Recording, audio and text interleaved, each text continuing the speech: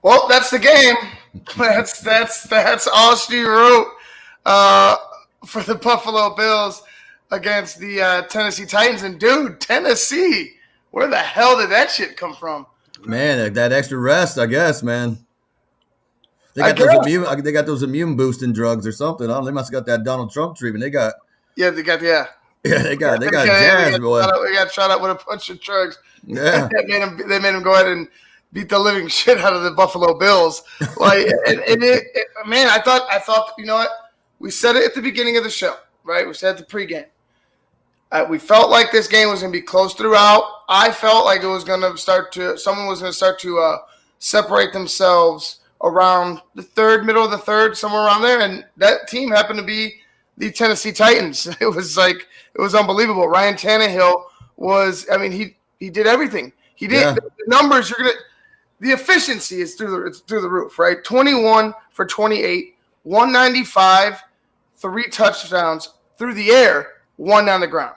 Yeah, wow. Yeah, that sounds like a Josh Allen day. Right, and let's mention the ground. How about that? 4 carries, 42 yards, and a touchdown. He kept finding a way to get past that Buffalo Bills contain, which was kind of like non-existent in critical moments of the game. They couldn't contain Ryan Tannehill, and he kept getting out, and you saw big play after big play down the stretch, and that's not the remedy for winning football. Yeah, Buffalo also was their own worst enemy. They couldn't get off the field on third down to save their life. You know, they're just getting beat up over there. You know, they're not even running Henry. You know, I mean, they're in bad shape right now. Henry, odd, you know. Yeah, I mean, Henry did his job for Tennessee. 19 carries, 57 yards, as you can see, with 2 tutties. And I mean, look at T.J. Yeldon. T.J. Yeldon had 52 yards on the other side. It wasn't even Tennessee being this overpowering team. It was the mistakes by Buffalo. Yeah. That just kept giving them opportunity after opportunity after opportunity. And they give credit to the Tennessee Titans. They took advantage of every single one. Yeah, I mean, I feel like Allen had a lot of either just outside to grab, just the passes were just kind of like just a little bit off, or weren't there at all, which was kind of interesting to see. But he'll bounce back. It is what it is. Titans are a tough team, man. We started talking about these guys last year. They're a tough team. They're solid. They're physical. You can't ask much more for Ryan Tannehill. I mean, he's toting the load. And then you got, he could put you away early and let Henry finish you off. It's that 1-2 punch. If they both get rolling, it's gonna be hard for anybody to stop. It really is. And Stephon Diggs had finished the game off 10 receptions, 106 yards, no touchdowns, targeted 16 times. So they were going to the well. They're going to Stephon Diggs. The thing was that just unforced errors, man, turnovers, interceptions, 2 picks by Josh Allen. We talked about how good he's been. This is his worst game by far this season. 26 of 41, 263, 2 touchdowns, but those 2 picks, the one at the beginning of the game, like we mentioned, and then that one to start the second half, that was the ball game. Yeah. Well, when you're already down and you're handing them more points, it's steep. We saw him pull it out the last game or so, but today was just Tennessee's just too tough. That their offense was killing them. Their defense was killing them. It was what it was. I mean, I have a feel, Diggs is always going to get his, and Allen's not going to probably throw for anything less than 200, but Tennessee can't be mad about the way their defense played tonight. You got to love the 129.3 passer rating from Tannehill. Just like I said, just the efficiency. He wasn't rattled by anything. Buffalo's Buffalo's pass rush. I mean, honestly, the run game of the Tennessee Titans is going to stymie a lot of really, really good defenses. Yeah. They just have a really good run game like that with Derrick Henry. He's falling forward for 7 yards at the line and then falls forward for 7 yards. That's hard to stop. It's also, when you're having to put, 9 or 10 in the box to stop him, you open up your secondary for someone to go deep on you. So it's tough to stop. Yeah, that's a secondary in Buffalo that's already without Tre'Davious White. Mm-hmm. He's known as one of the top corners in the league. And when you don't have one of your top defenders on the field, it's gonna be tough for against any team. But you got to give credit to Ryan Tannehill. Like I said, he just operated. Yeah, He was like a well-oiled machine out there. He knew what he was. He took what the defense gave him, and they gave him a whole hell of a lot. But, they did. Although Henry had only 57 yards, they kept going to him. They kept going to him. And he's a battering ram, dude. Yeah, exactly. A big back like that, that's going to wear down a defense. The guys the size of some of the defensive ends. Yeah. Yeah, I mean, he's a load. He's and we were talking off season, and also looking on like Facebook or YouTube or whatever. We also were seeing these workouts that Henry was doing. Like the guy's an animal. Legendary. I mean, the Walter Payton with the Hills. Yeah. Like Henry's doing that, and then he's also throwing a I don't know what we call it, like a 20-pound medicine ball in the air, catapulting it in the air, and then sprinting sprinting to it before it hits the ground. That's some like Herculean shit, man. Yeah, like, and then taking those. Yeah, that's some strong man. I'm bigger than you. Yeah, I'm like that's some strong stuff. Only a strong Mickey Ficky dude would do that. Yeah, shit, he's bigger than some of the linebackers out there playing. It's unreal. We gotta show. I gotta show it again. The stiff arm heard around the world, dude. Like he just look at this. It just embarrasses him. Look at how he's even with the ground. Wow. And then that's not to mention, look at the distance he has. Like, I know you can't see it, like the depth is a little difficult with the picture, but there's like 2 to 3 yards in between them. Yeah. He's thrown a distance. Like, he threw that man quite a ways. He threw his ass out of the stadium. He still hasn't landed. Dude, I'm telling you, and like I said, it's tough to stop a running game like the Tennessee Titans because you have that man. He's something special. He's something different. And, Buffalo just didn't show up. Buffalo was flat all game long. All game long they were flat. Josh Allen was flat. The running game was flat. The defense was flat. And Tennessee, like I said at halftime, they look like they're playing inspired football. Yeah. Oh, yeah. Tennessee, like we said last year, it may come back down to the Chiefs and the Titans again. Who knows? If the Tennessee can keep playing like that, they're going to beat a lot of football teams this year.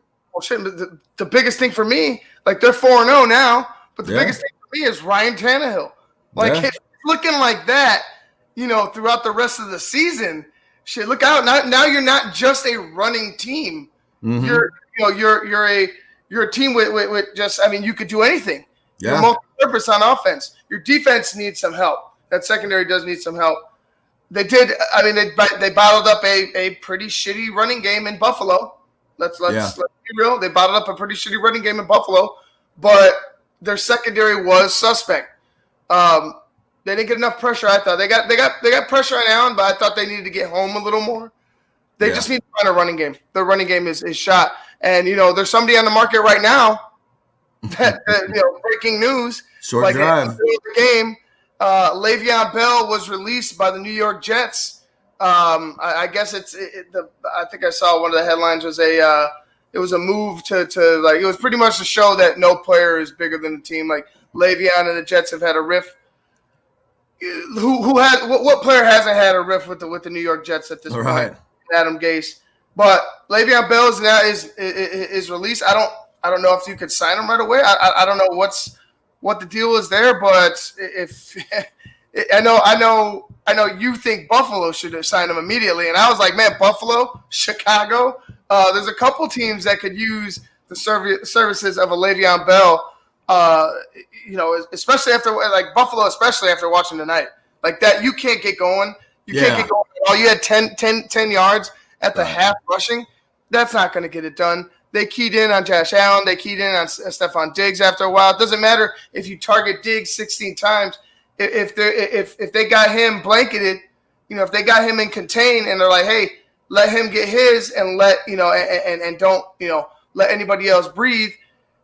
I mean, you're not going to be successful. I'm sorry. That team is not going to be successful because we've yet to see Josh Allen do it all by himself. He's had a great start to the season. Mm-hmm. But do you really think Josh Allen throughout this season is going to be able to do it by himself without a running game? No, they're definitely gonna have to do something about that. I mean, Moss will come back, but that's not raising any eyebrows there either. But yeah, I mean, I like Singletary. Like I said, he's not your every down back. That Le'Veon would be good, not even in the sense that Le'Veon would have to come in and rush for a bunch of yards. He's a great pass catcher out of the backfield. Give Allen some options with him off to the side, and then let Singletary put him on the line. Whatever you could move some pieces around and add some dimensions to your game with him for sure. Yeah, and Buffalo's one, Chicago's another. Who else? The Colts, maybe? Indianapolis. Yeah, wow. The Colts would be nice. That's right now. That's the only couple that I could think of. Hell, maybe even a Seattle. Yeah, Denver. I mean, anybody. I mean, at this point. Yeah, anybody at this point. Kansas City. I mean, watch him end up in Kansas City, and then let's have another weapon, and it'll just be ugly. Why not? Like, I mean, that's the name of the game. They have the money now because they paid Chris Jones and they paid the $500 million man, right? Holmes. But if you could find a way, if I was Kansas City, yeah, why the hell not go after a Le'Veon Bell that could help you? And now you take the pressure off your rookie running back, who everybody anointed, at the beginning of the year, and you got a proven vet who's going to just play ball because he wants a title. You made $28 million in 18 games, Le'Veon. Right. you know what I mean? And granted, you weren't the best in those 18 games for the New York Jets. Like, let's be real. Yeah, no, that's exactly right. I mean, the Jets have just been – everybody's wanted out of there, except Gase. Everybody in New York Jets wants out except Gase, which is okay, but no. I think the New York Jets know what they're doing, and they know that they're tanking for Trevor Lawrence. I believe they know who they want. They want to make a big splash because they're New York. Right. The Jets, you know what I'm saying? I know that I in my heart of hearts, they're tanking for Trevor Lawrence. Like, it's clear as day. You know what I'm saying? Like, first of all, I think that they have this like a weird love affair with Adam Gase, the front office, and he's just kind of like is he alienating the players, or is he just weeding out the guys he doesn't really give a shit about? You know what I'm saying? Is he going? I really truly believe that they're just saying, hey man, just screw it, just kind of go through the motions this season, get as close as you can to the number one spot. You know what I'm saying? Or be the number one spot. Like that's all I see the New York Jets trying to do because their team is trash. Yeah, no, I think if that's what they're trying to do, they better make sure that Mr. Lawrence is on board with playing for the Jets. Because if he decides to say, I'm not going to go to the Jets, I'm going to stay in another year. Pull a Eli? Yeah. Pull a Eli and walk away. I mean, he won't even have to do that. He could stay in a whole nother year. So, I mean. That's true. He could end up anywhere else besides the Jets. So, plus your money doesn't go that far in New York. So, I mean, if I'm Lawrence, I'm staying in regardless. Like, let's go ahead and do it one more time. And I wouldn't go to the Jets because that's where quarterbacks go to die, man. I hear you. I don't know if I'm going to stay in school. I don't know about that. If I know I'm the clear cut number one overall pick, man, even if it is the Jets, think about that money going in. You don't know what the hell is going to happen in the next couple of years. You're getting this money right now. What if you go ahead and you bomb the next season, or you come up, God forbid, hurt? That's a huge risk for a young athlete who hasn't made a name in pro sports, who hasn't gotten a dime yet. To that's a hell of a chance. That's a hell of a chance. You could lose out on a lot of money because of things that may or may not be within your control. Yeah, no, I mean, it's like I said, it's his choice. We'll see what we'll see. Obviously, I mean, if the Jets do end up getting the number one spot, we'll see. I mean, I'll tell you, if I'm anybody and I'm looking for Matt Stafford's replacement. If I'm Detroit, especially with Lawrence, I'll trade whatever I need to get up there. At least you have him. And Stafford gets hurt, or I mean, he's been suffering long enough in Detroit. Give the guy a chance to go to another team and do something. Because Matt Patricia's gone too, so at least you'll get a fresh coach. I don't know about that. I think they got a hard on for Patricia. I think they really love them some Matt Patricia up in Detroit for some reason. I don't know. Yeah. I mean, maybe, but I'm saying if they do, Jim Caldwell's last season had a better record than any of Matt Patricia's seasons. And they pretty much had the same team. So and you've seen Josh McDaniels with Denver. Yeah. You know what I mean? Sometimes those, like Charlie Weiss, Romeo Crennel, you've seen when they became like head coaches, it's a rough learning curve. Leaving the Patriots and having that, having Big Daddy Bill, Big Daddy Belly over there taking care of things while you guys are just plug and play, going taking care of everything else. Now you have everything on your plate. It's a whole different ball game. But anyway, like, dude, I'm out. I'm tired, man. I'm beat. I need to get some sleep. I think I'm gonna watch the rest of this Rays Astros ALCS. I know you hate baseball, but you go Rays. Yeah, go Rays. Screw the Astros, huh? Yeah, I'm sure everybody out there's rooting for them. All right, guys, we're going to get out of here. For Luke Nettles, I'm Ivan Vargas. This has been the Basement Monsters podcast for a Tuesday special football show. Titans beat the Bills.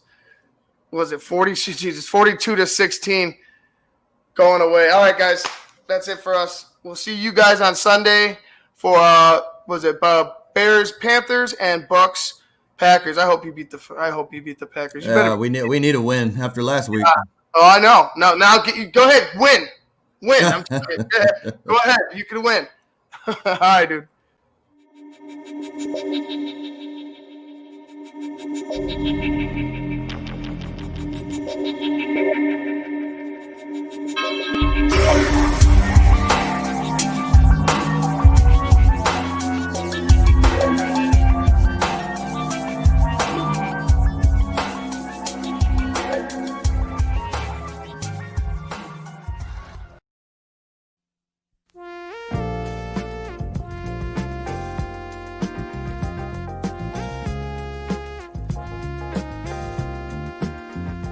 I just heard my favorite band is in town. I'd love to get good seats, but everywhere I've looked, the ticket sites have crazy service fees. Haven't you heard of TixSplits? Who? TixSplits. They don't gouge you with crazy fees. The price they advertise is the price you pay, plus a small delivery fee. Never pay service fees again. Go to TixSplits.com today. TixSplits.com. Guaranteed seats, low prices. That's TixSplits.com. Every ticket, every venue, everywhere.